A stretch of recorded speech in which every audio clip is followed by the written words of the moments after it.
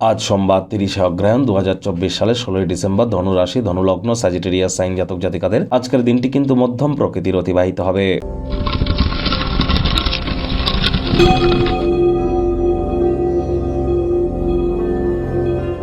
ভিডিওটির শুরুতেই স্ক্রিনে আপনারা দেখতে পাচ্ছেন মহাদেবের রুদ্র গায়ত্রী মন্ত্র।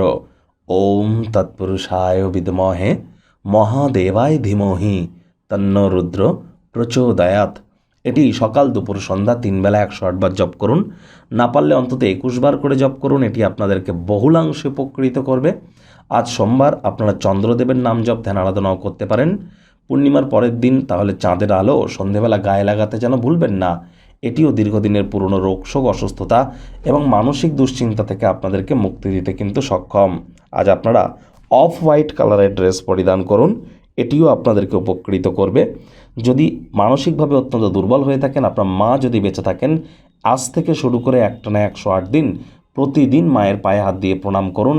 এটি আপনার মানসিক দুর্বলতা থেকে আপনাদেরকে মুক্তি প্রদান করবে। ভাগ্য মিটার আজ আপনাদের বলছে 7 আউট অফ 10। ভাগ্য আপনাদের অনুকূলেই থাকবে। কর্মজাগতিক ব্যাপারে আপনাদেরকে একটু সাবধানতা অবলম্বন করেই চলতে হবে। কায়িক পরিশ্রম হলেও শরীর মনে সতেজতা এবং তরতাজাই আপনারা অনুভব করবেন।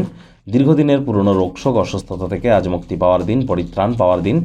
যারা নিছকে জীবনকে পূর্ণ মাত্রায় উপভোগ করবার জন্য, আমোদ প্রমোদ বিনোদনের জন্য দিনটি শুরু করতে চলেছেন, দিনটি তাদের ঠিক তেমনই অতিবাহিত হবে। আজ যদি কাউকে টাকা পয়সা ধার দেওয়ার ব্যাপারে আপনারা রাজি না থাকেন, দেবেন না। প্রয়োজনে অভাবী ব্যক্তিবর্গদেরকে দিন। এটি আপনাদেরকে মানসিক স্বস্তি দেবে।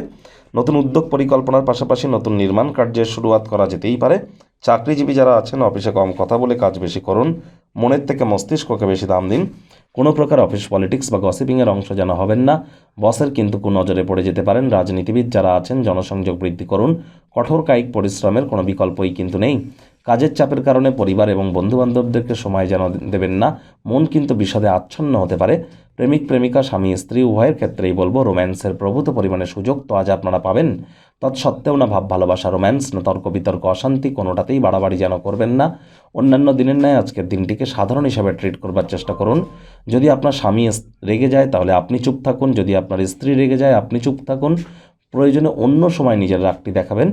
চেষ্টা করুন যতটা আলাপ আলোচনা আপোষের মাধ্যমে মিটিয়ে নেওয়া যায়। কাজের চাপের কারণে পরিবার এবং বন্ধুবান্ধবদেরকে হয়তো সময় দিতে পারবেন না, যার কারণে তারাও আপনাদেরকে ভুল বুঝবে, আপনিও হয়তো তাদেরকে ভুল বুঝতে পারেন। সুতরাং কোনো সমস্যার গভীরে গিয়ে চিন্তাভাবনা করবার চেষ্টা করুন। বন্ধুবান্ধবদের সাথে সন্ধ্যাবেলার সময়টিতে একটু কোয়ালিটি টাইম পাস করুন। প্রয়োজনে 1-2 দিনের ছুটি নিন না। এটি আপনাদেরকে মানসিকভাবে প্রফুল্লতা প্রদান করবে।